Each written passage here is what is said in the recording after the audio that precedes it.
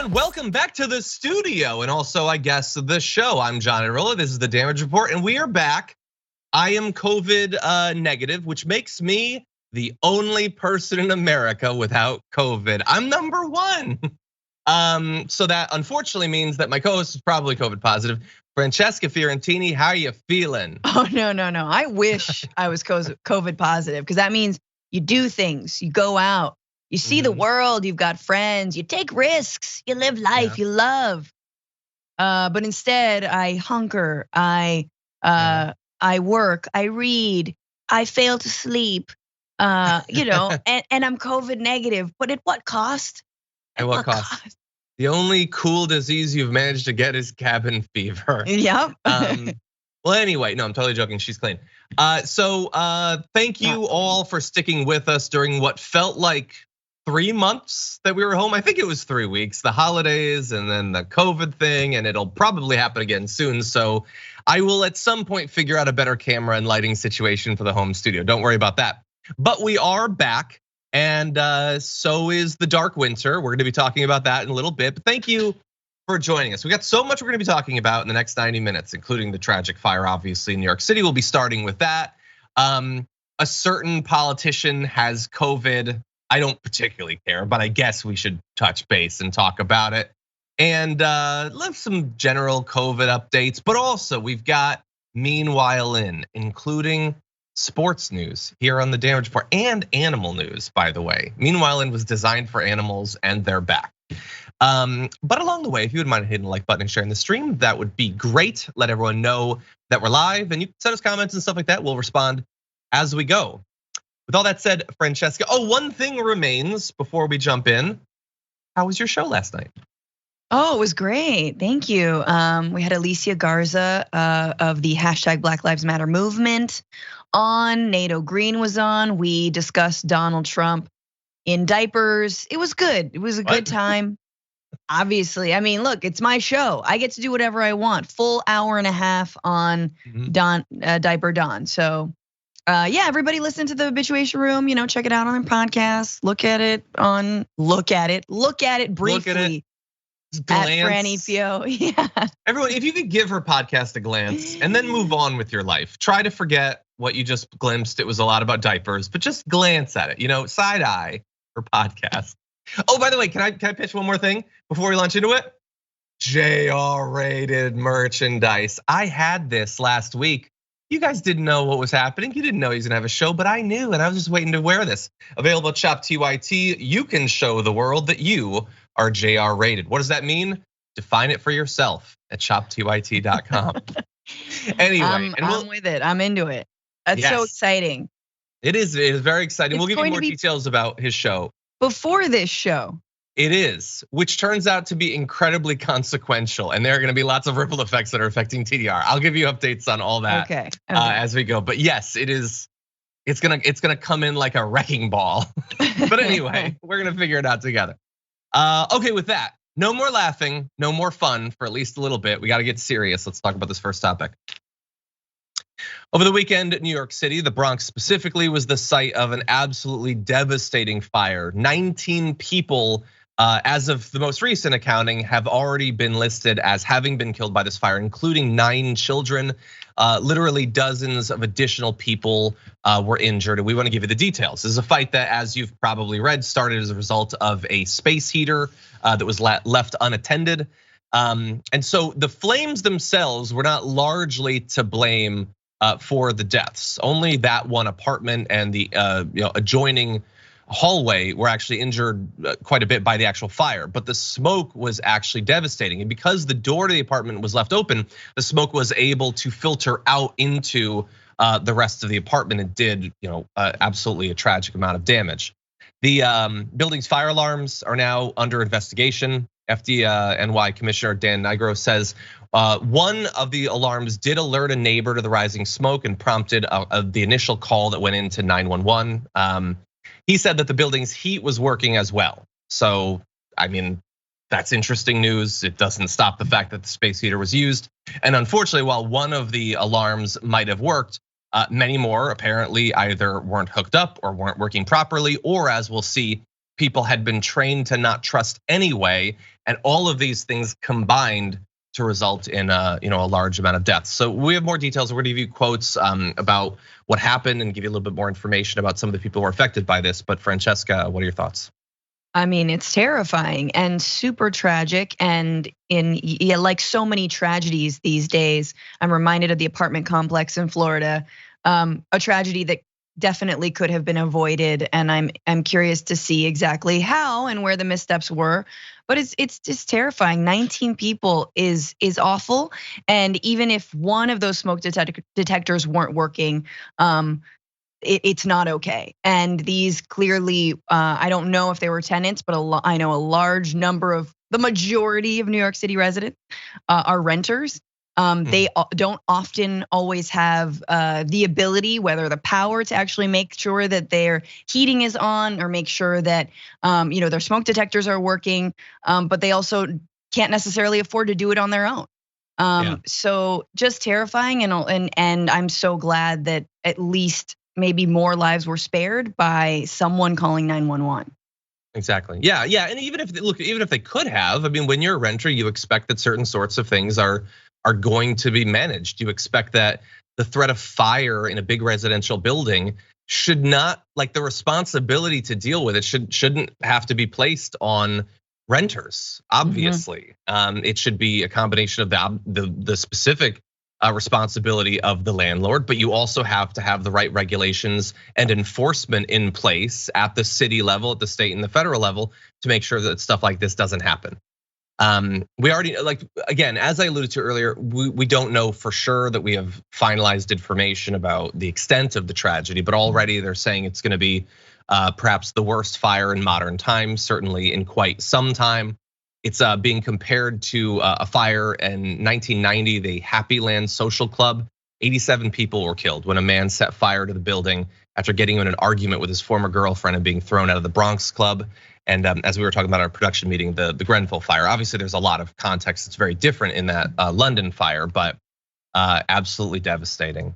And there was a great effort to save people. Apparently, there were 200 firefighters dispatched. Some of them did so many missions into and out of the building that they kept going in once their oxygen tanks were actually depleted, trying to save people using ladders and things like that.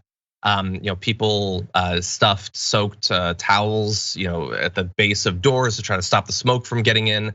But at a certain point, especially if you live in one of the upper levels, once the smoke has sort of saturated the stairwell, you pretty much have to hunker down in one of your rooms. And apparently the survival rate for people who did that was better than those who tried to escape.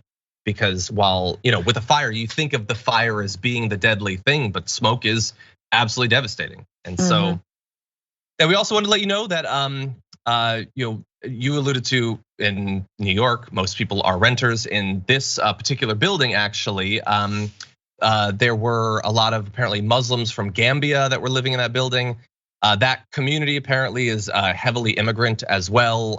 Eric Adams, who we have lots of issues with here at the network, I think that goes without saying, says, we wanna make sure the residents know that if you need assistance, your names will not be turned over to ICE, any other institution. We want people to be comfortable coming forward. And presumably, he can communicate directly with some of the leaders of these organizations because he's gonna put just family members in charge of all of them, apparently. But anyway, that's a separate issue with I know, because the head of New York City ICE is my mom. So I told her, Mom, don't do the thing. Just once, don't do it. Just don't do it. Yeah. So I alluded to earlier, people not trusting the alarms. Jose Henriquez, an immigrant from the Dominican Republic who lives on the 10th floor of that building, said it seems like today they went off, but the people didn't pay attention. He said his and his family stayed, wedging a wet towel beneath the door once they realized the smoke would overpower them if they tried to flee. Luis Rosa said he was woken up by a fire alarm, but thought it was false. But when a notification popped up on his phone, he and his mother began to worry. By then, smoke had begun entering. He lived up relatively high, the 13th floor. He heard sirens in the distance, but at that point was too thick to actually escape. And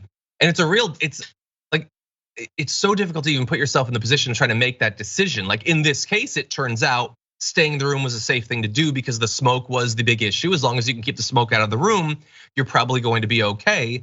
But if the fire was actually more significant than it turns out that it was, that could have been very difficult. These are literal life and death decisions that people had to make. And so that's one of the things that makes this, like, the more you find out about this event, it just makes it so difficult to process. Yeah, and obviously, what kinds of information are the renters being given when they move in? And especially if they're, maybe undocumented, they're from another country, they're immigrants. Like, we understand in this country that those are the people who are put in the most precarious housing situations. I'm not saying all were, but it is very easy to just not explain to people either their rights, which happens all the time with undocumented and immigrants in this country, but also explain to them just basic safety measures, making sure they understand it, making sure they're aware. And so again, I think this is not unique to this building. There are many buildings like this. And so wake up, landlords, and I hope that the city takes this seriously, and I hope people are scared that something like this could happen, because honestly, it's the kinds of liability that gets slumlords essentially to pay attention and to wake up and to do something and to make sure that the fire alarms are working, make sure that their residents understand what to do if there is something as terrible as a fire. Yeah, and hopefully they will wake up. I mean, I know there was a lot of pressure following the Grenfell fire for reforms to happen there. Here, hopefully we'll see. I mean, the building was from 1972. At that point, was part of a project to provide modern affordable housing, but apparently many of the buildings don't have sprinkler systems. They apparently don't have smoke alarms that actually function. One would hope that coming out of this, regrettably after rather than before, they'll actually do something to address these issues. But we also know lots of people died in Texas following infrastructure failures, and they haven't done literally anything to make it less likely that happens. So this is exactly the sort of situation where the infrastructure and the oversight was clearly lacking. Lives could have been saved if we took that more seriously. We have an opportunity to, but will people? We'll have to see. Okay, with that, we are going to take the first break of the show. When we come back, we're gonna be talking about COVID. Ron DeSantis has a concern about testing. A certain congresswoman has COVID. We'll be talking about all that and more after this.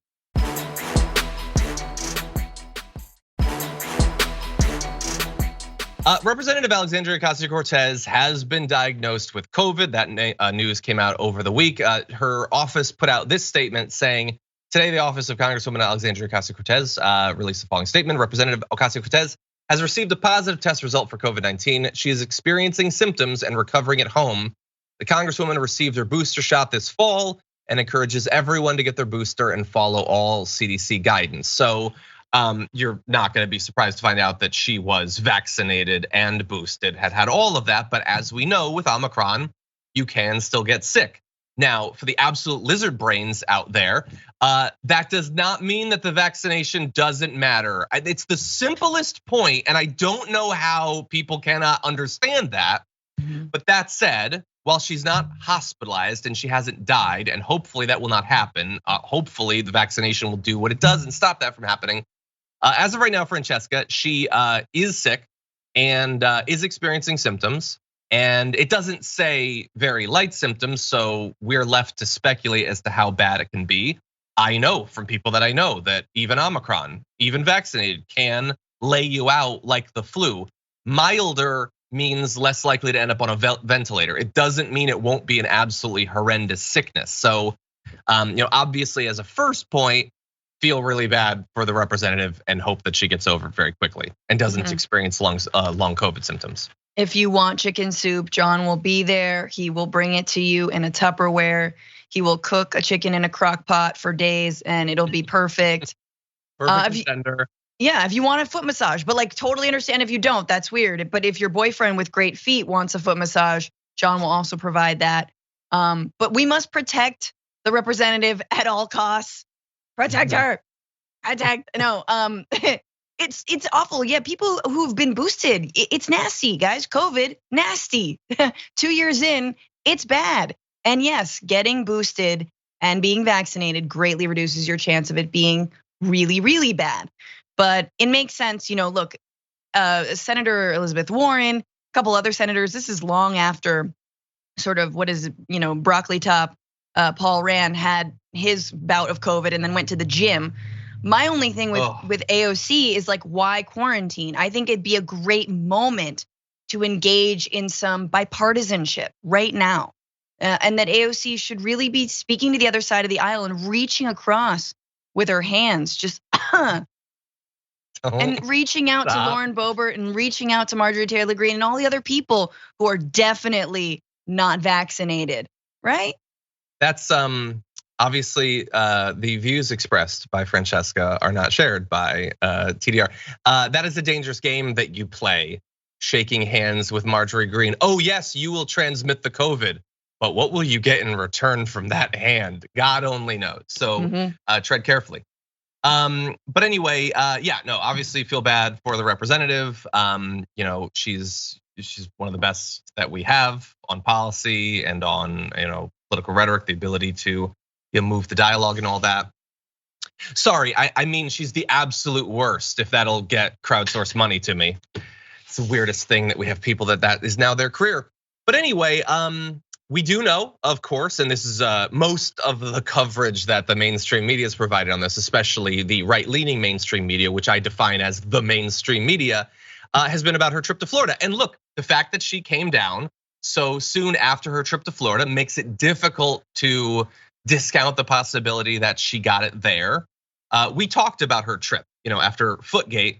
Look, I said at the time, I would not go to Florida. And when I say that is not a total hypothetical. My mother lives in Florida. I used to visit her quite frequently, and I have not during the pandemic. So Florida has been hit very hard in every wave. DeSantis and the state Republican government doesn't care at all about any of this. So it is a dangerous place to go, particularly with Omicron flowing around. She's an adult and she can make her own decisions, but it is possible that that's where she got it. We have no idea, and we will probably never know.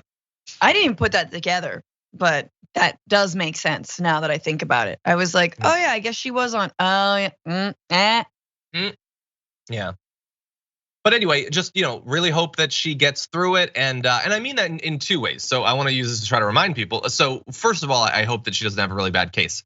I know Cristela Alonso is a comedian who we were supposed to see a show of hers, and she got COVID and has been hit really hard. So it can hit you really hard initially, but also there is the threat of long COVID. The idea that AOC or anyone could experience long-term fatigue or mental fogginess or all of the huge amount of different symptoms is devastating. And so for people who are operating in good faith and are compassionate human beings, that is generally how we're going to approach this.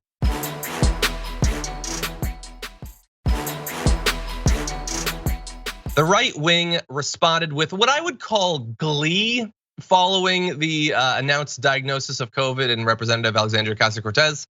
Now, it isn't that their negative response to the news or gleeful response to the news has come in a lot of different forms. It turns out it's pretty much come in one form. So Ben Shapiro tweeted, AOC only got COVID because COVID is obsessed with her boyfriend's feet. And what you need to know about Ben Shapiro is that Ben Shapiro is not like all of those second and third order clones of him. Those other people who are just trying to do his thing and make money or whatever. He's a clever guy, an intellectual gladiator is what I would call him and what the New York Times has called him. And that is why that observation, that pithy observation he made, has only been made by every single right winger. Caleb Hall, AOC tested positive for COVID-19 because the virus just wants to sleep with her. Will, whatever. COVID just couldn't resist AOC. It's not her fault. She's so attractive. Matt Walsh. Ew, why is COVID so obsessed with AOC? Super creepy.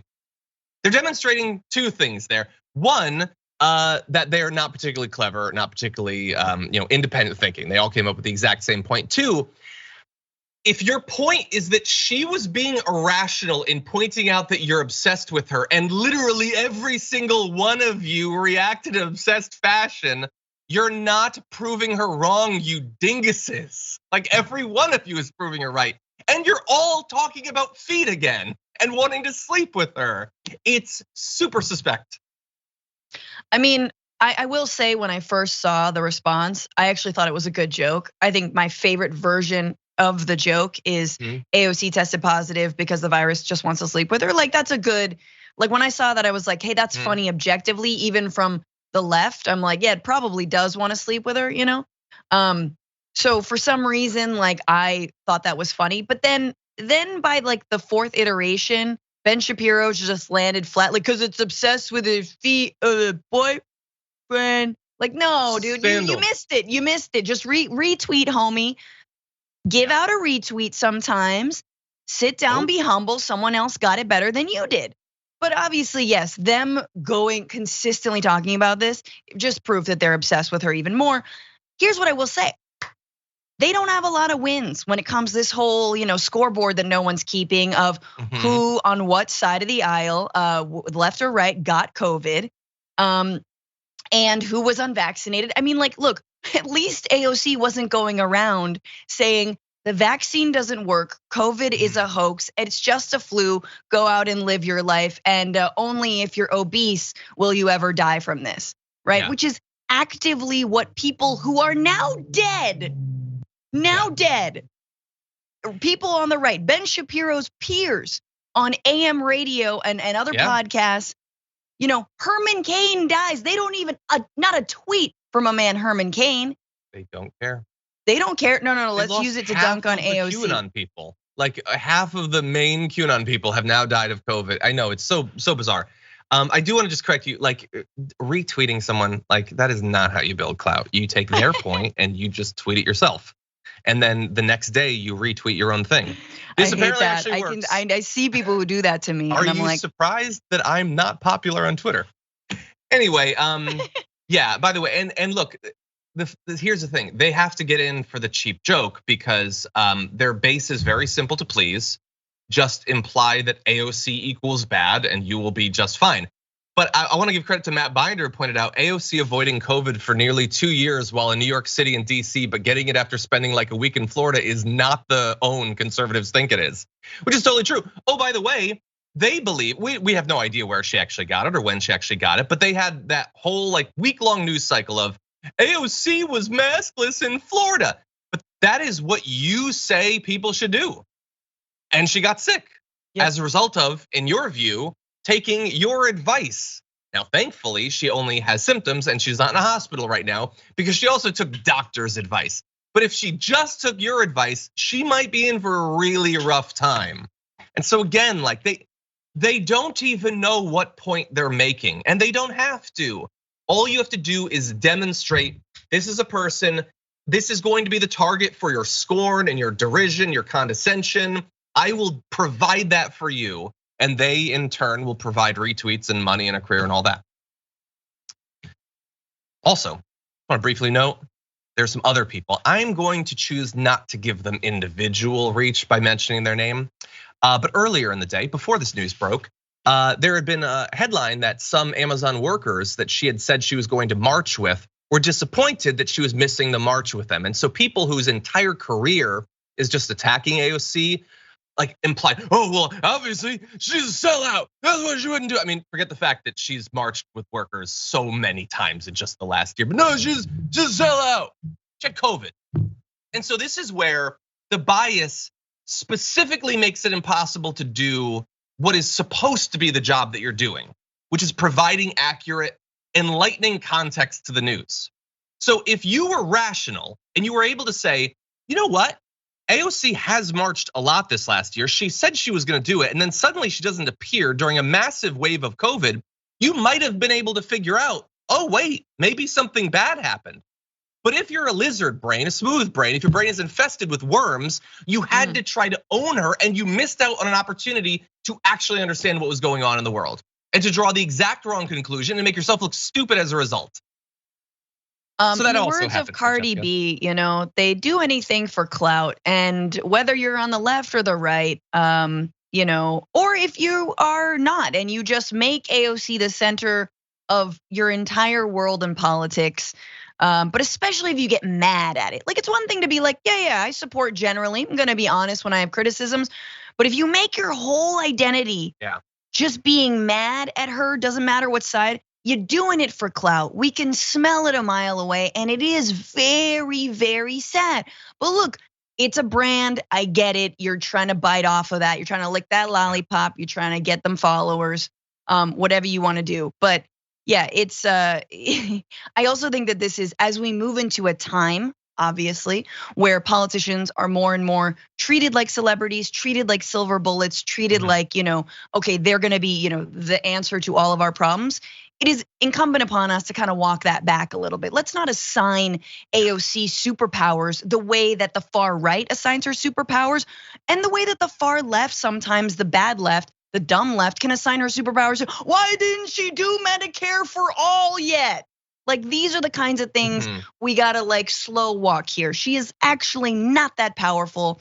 We're fighting for her and people like her to become more powerful in Congress. Not there yet. Yeah, but obviously there's a reason that they pretend that she is unilaterally a queen who can do whatever she wants. So whatever she doesn't do, clearly she didn't want to do. Like, there's a reason they do that. It's not difficult to figure out what it is. Anyway, hope that she gets better.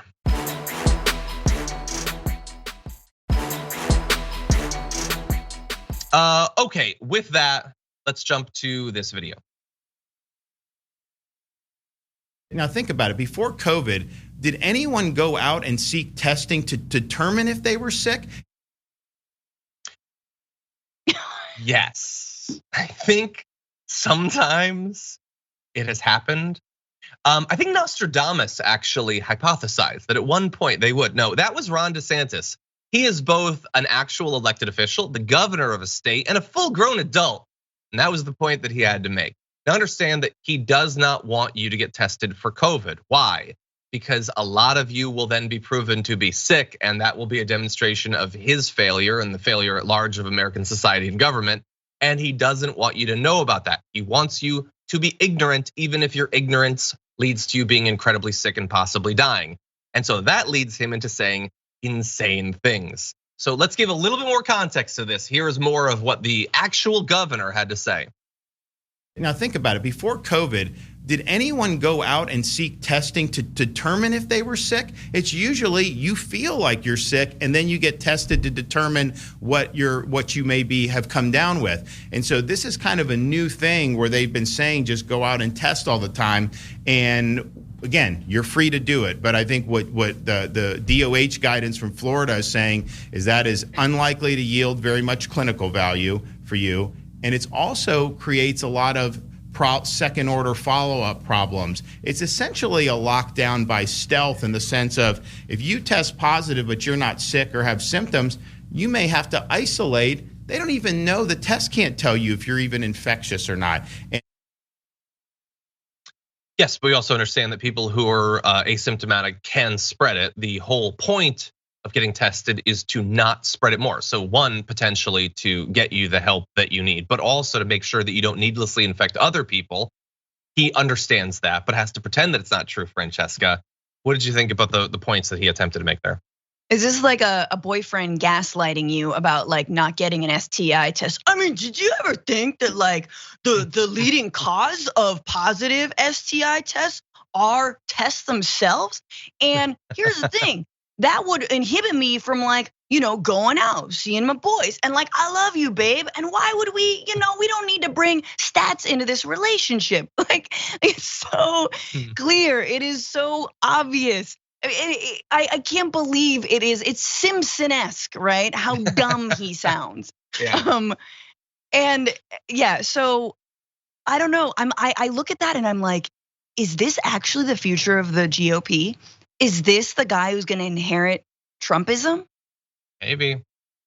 I don't know. I mean, he's got the lack of articulation down. But I mean, you don't know. I don't hear him speak. Like I haven't heard him speak that much. You're lucky. He might well be the future of the GOP. Trump's obviously getting up there in age, and I think at this point he's basically just like 30 filet-o fish stacked up in a trench coat. So yep. Yeah, he might well be the future, and this is the intellectual rigor he is bringing to the debate. By the way, the entire point of everything that he said there, the objective is what has been clear in Florida for some time and nationally under Trump. Don't get tested because we don't want you to have the cases.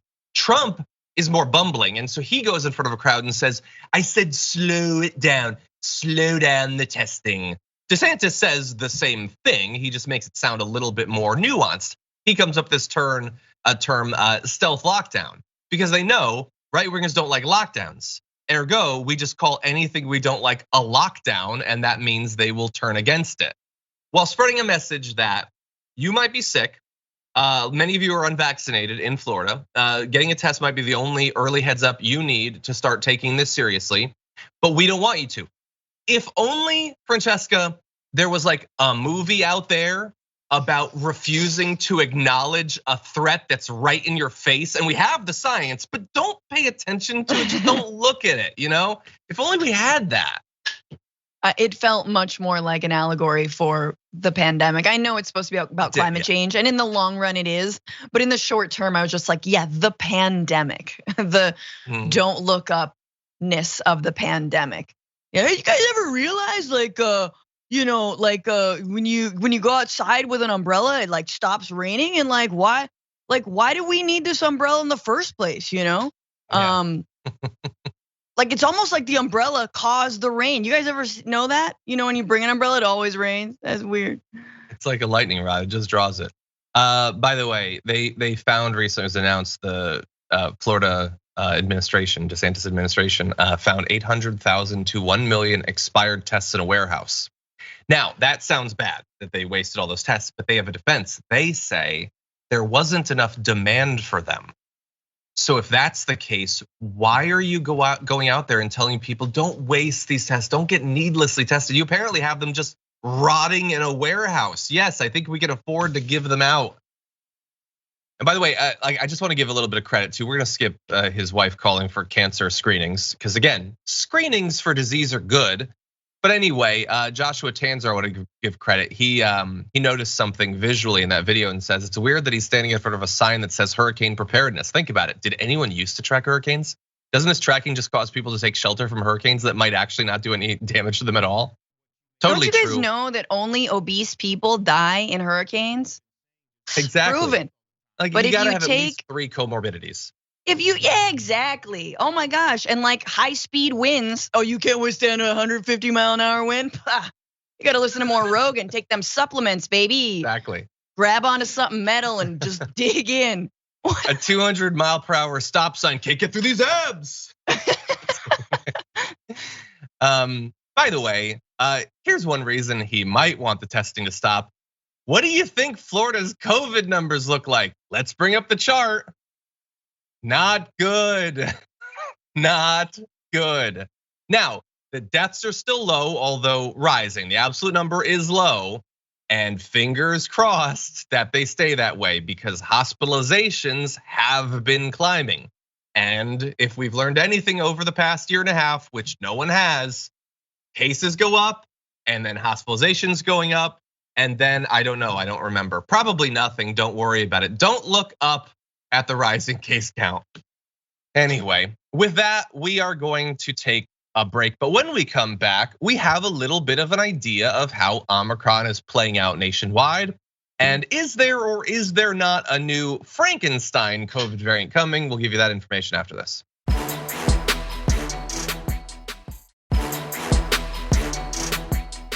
I would just like to apologize to the audience, because I read a comment there from an individual who said that their 3-year-old got sick and had a really bad fever. But obviously, as we've been told by experts ranging from Republican elected officials to Joe Rogan, it doesn't affect kids. So clearly that commenter was lying to us. So I'd like to retract that bit of the show. Before we jump back in the news, I did want to let you know that something exciting is coming. You might have heard about it on the last Power Panel. Starting January 24th, join J.R. Jackson live every weekday at 12 p.m. Eastern Time, 9 a.m. Pacific Time for The Watch List, a new 10-week test series on TYT. You can find out what stories you should be paying attention to in news, politics, culture, current events, sports, and more. So it's going to be very broad, as JR's interests are. You can go to youtube.com/watchlisttyt or facebook.com/watchlisttyt. to subscribe in advance. That is coming up very soon. Everybody, show your support for JR. Feel free to show it visually with the JR Rated Show shirt now available at Shop TYT. But that is coming up very soon. We're all very excited to see how it goes. And with that, let's jump back into things. From the beginning of the Omicron variant wave that's been steadily increasing in numbers here in the US, we have hoped and had reason to believe that it might be different than previous waves in that, yes, it is very, very transmissible, far more than the first original COVID-19 that was going around. But it appeared that the evidence from Africa was that it would not be particularly severe, that hospitalizations and deaths would not go up at the same rate as cases as has been the case in past waves. Well, it is still entirely possible that that will be the case, but the initial evidence from certain cities is not looking great. So take a look at the New York Times, a summary of how New York City, Boston, and Chicago have been doing. So here you can see comparisons between cases and deaths 21 days later in those cases, and in all three of these cities, deaths have been going up in the wake of cases. It takes about 3 weeks apparently, but the relationship between those two things seems pretty strong. It might be weaker than Delta or the original variant, but this is hardly what we were hoping would be the result, Francesca. No, absolutely not. And I hope that we're gonna see that those number of deaths like actually peter out. Like what I would hope is that there are way more cases because those are highly vaccinated cities. And we understand that, I mean, if it got to last September, a year ago, or September 2020 levels, I would highly doubt that it would get that bad. But that being said, like the people who are dying are largely unvaccinated folks. That's not to say that that is the only way to stop the transmission or the death or the deaths, but it is a very, very good way. I know that there are people who've gotten vaccinated twice, didn't get the booster, but then have also died because of that. And especially because people who think that because they're vaccinated, they don't need to go to the hospital. Obviously, y'all, if it's bad, you should go. Exactly. But sadly, this is what we thought. We knew deaths were gonna follow, and we will see in the next few weeks. Again, I do hope those deaths like even out and go the other way, even as cases continue to rise because this thing is just so transmissible. Exactly, yeah, no, totally. We're gonna show you another graphic here. You can see the hospitalization numbers going up, that's very worrying. And remember, I mean, we are being hard hit, not just in cases, but now in hospitalizations, and it looks like in deaths, as you just alluded to, cities that are fairly well vaccinated. Yep. And after a year and a half of, let's keep it real, the most vulnerable people bearing the brunt initially of COVID. Lots of people who were the most vulnerable got sick and died early on. And yet we still are generating a lot of apparently serious illness. Deaths have not necessarily been proportionate in the same way as in past peaks, but there are just so many more people getting sick that it's entirely possible that we will exceed the death numbers, even if the relationship is a little bit more tenuous. Yeah. As Francesca alluded to, though, there is a major difference in how vaccinated versus unvaccinated people are doing. So I want you to take a look at this chart. And let's leave this chart up for just a minute, because I want to make a point about this. Being hopeful about Omicron, like crossing your fingers and saying, I really hope that this isn't as bad, that makes sense. Looking at data, for instance, from South Africa, and then saying, I have some hope, that makes sense.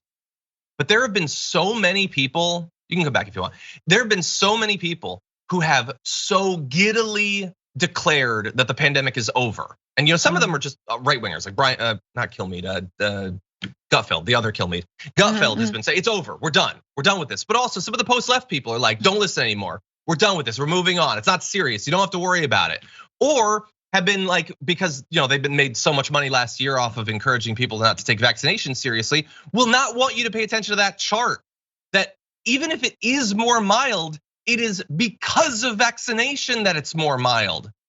That I'd love to see the chart of, how many more people are being saved by ivermectin during Omicron? That's not what it is. It's not colloidal silver. Like the reason it's not as bad as it could be is because people have taken the medical experts seriously. And God, I hope that they continue doing that.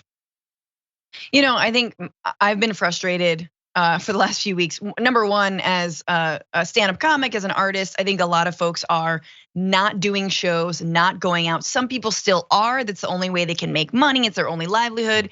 I understand that. I'm not here to judge, but it is a really, really, really tough time if you're in the arts and just in all workers, right? So again, the like federal response, the economic response just isn't there. It's not matching the current spread of this virus. But the second thing, what I really want to say is, yes, we are protecting the most vulnerable right now, immunocompromised, the children who cannot get vaccinated currently. Yes, we are protecting those folks.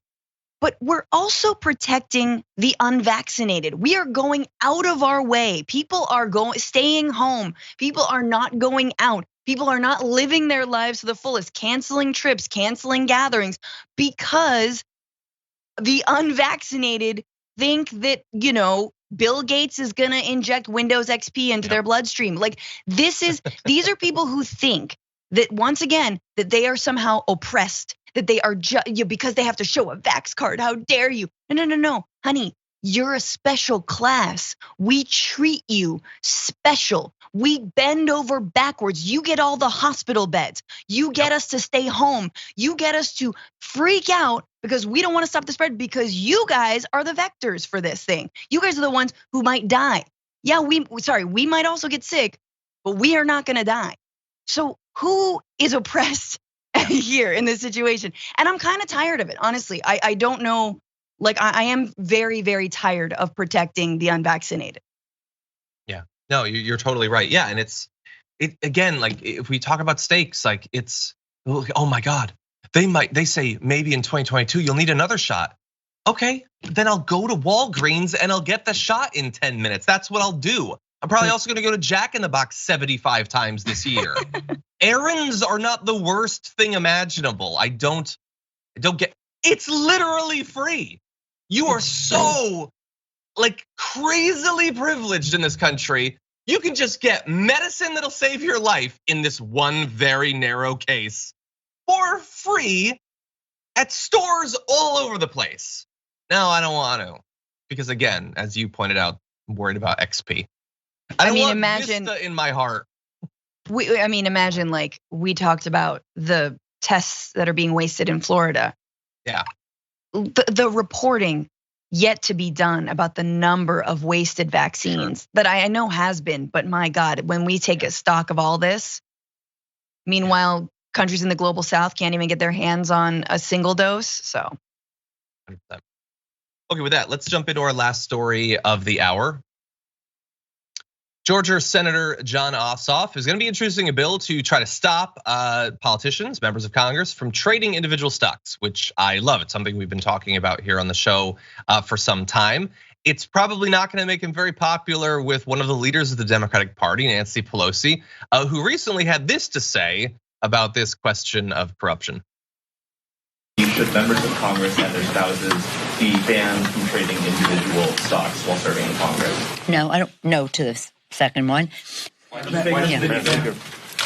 Because this is a free market and people, we're a free market economy. They should be able to participate in that. Yeah, except as I talked about in the main show last Friday, we're not a free market. That doesn't actually exist, certainly not in America. And the entire point is that you have secret access to information. That's not free. But that's Nancy Pelosi. She makes tons of money off of this sort of behavior. Her family makes tons of money, and she cares more about that money than doing the right thing or giving the people faith in their elected officials. Now, thankfully, Ossoff has this bill. It's going to require lawmakers to put their assets in blind trusts, a step that he himself completed months after being elected in January 2021. And it's in line with the party, with the entire American people, really. 76% of voters disagree with Pelosi and think that they shouldn't be allowed to do it. The numbers are actually higher for Republicans than for Democrats when you talk to actual voters, Francesca. Oh, I hate our leadership so hard.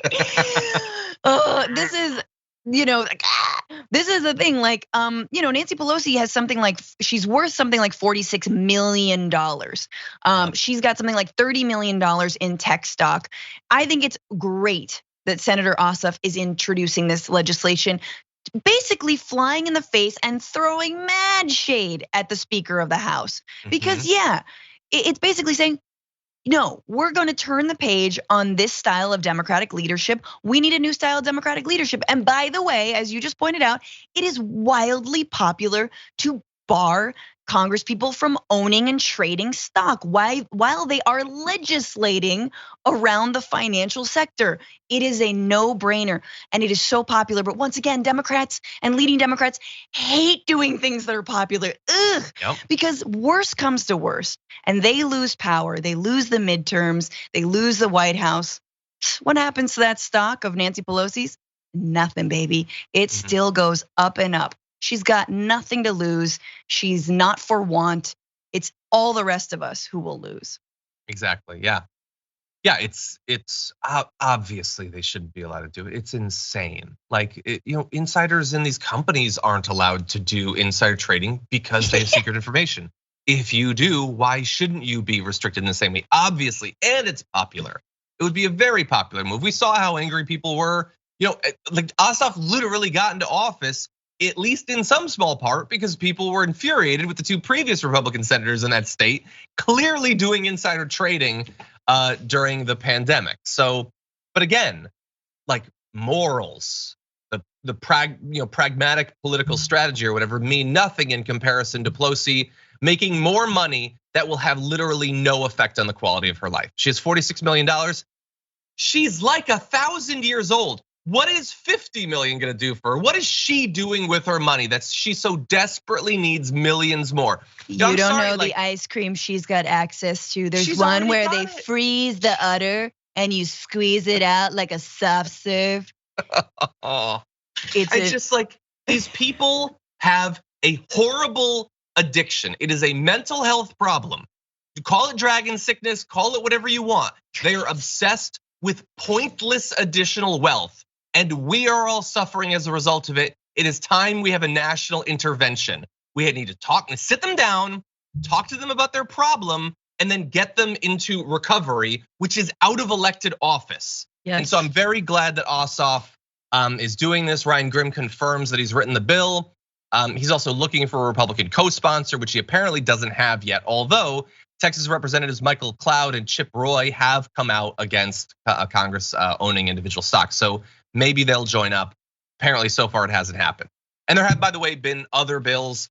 There was another proposal to curb congressional trades, the Ban Conflicted Trading Act, introduced in the Senate in March by 4 Democratic senators, including Jeff Merkley of Oregon and Raphael Warnock as well.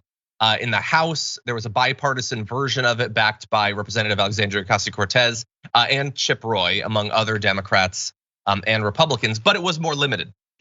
The Ban Conflicted Trading Act would only ban trades by members of Congress and their senior staff, not spouses or families. So Nancy Pelosi's husband, Paul Pelosi, his stock picking would remain legal. And that's, I think, just as right for. She's like, let's do that one. If we're gonna do one, let's do that one. Why? I don't know. Look, I have a hunch. Here's the thing, good on Jon Ossoff. Why? Because he has to go back to his voters and ask for them to give him a vote of confidence again. And if you get elected, basically calling out people like Perdue and Loeffler for insider trading during a pandemic, and you get elected by a huge like groundswell of grassroots support from many people who don't own stock, right? Who aren't like invested in the stock market, but who need you to make the system fairer for them. He can't go back and be like, yeah, see, remember the thing that I said on the campaign trail? Yeah, it turns out it's fine. In fact, I'm trading stock now. No, he's actually making good on his promises and making good on his rhetoric that he had on the campaign trail. Whether or not it'll lead anywhere, I don't know, but it's good that he's introducing it. It would be so popular, and so no, it probably won't go anywhere. But like I talked about on the Friday main show, I really think we should try to put together a pledge and try to get them on the record that they themselves will operate with a blind trust or just investments in things like mutual funds, like literally like industry-wide things, no individual stuff. We need to at least get them on the record. It's not the solution to all of our problems, but it's one part of the corruption we need to fight against. It's not the biggest part. Campaign finance might be more significant, certainly in absolute terms, but I think we should work on the wording of that, see if we can get that going. And maybe there's one that is already established. If there is, feel free to let me know. Anyway, thank you for Twitch and YouTube. We do have more coming up. We'll be back after just a couple minute break. Don't go anywhere.